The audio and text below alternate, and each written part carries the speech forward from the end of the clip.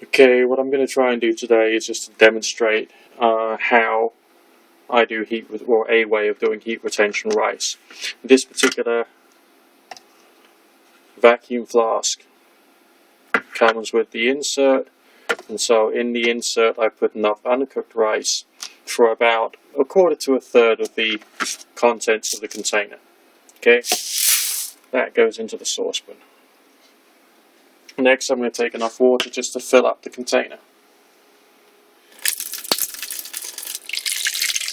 So just give me a minute to get the water together. Get that on there, make it nice and stable. Turn the tap on more.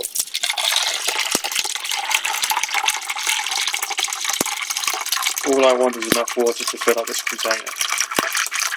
That's it. Right. Because the quantity of water that you're going to use is going to affect the quantity of energy you're going to use to raise the temperature up. Alright, so that's all the rice and all the water together into a saucepan. Then all I've got to do is to get it on the boil.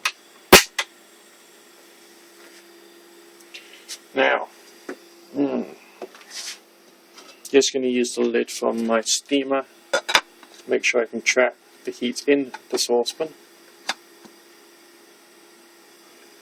And then the moment that I've got a good quality boil, what I do is I take all the rice and all the hot water and I'll put that into there. Okay. Then I take the lid, and it requires this first, that goes on, then I'll screw the lid on top, and then I'll leave it for 3 hours. And then that will be done and dusted. So this is the off-grid way of cooking rice very efficiently. So what you don't need to do is to keep the rice boiling. You just raise it to boiling temperature, and then everything else gets done in the heat retention cooker, being my thermos flask. Or vacuum flask, I should say. Okay.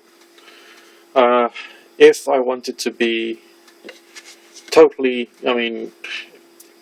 if I preheat the flask to adding boiling water to the flask, putting all the lids on and leaving it for a few minutes, then you get hotter rice, because all of the energy that you stored up in the hot water and in the hot food will be kept inside there, rather than using some of that heat to heat up the inside of the flask itself, such as the plastic liner and the outer layer of the vacuum inner bits. Okay? It's only been going for a short period of time, getting some small bubbles. You can hear it's boiling, but you get the message. It's like the moment you've got a good boil and you know that the heat has got into the rice, that you can put it into your heat retention cooker. Then leave it for 3 hours and then serve. And I'm doing it this way so that when it does come to dinner time, the only thing I'll need to do is to make up a quick sauce, and therefore I'll have used very little power, comparatively speaking, to make my dinner.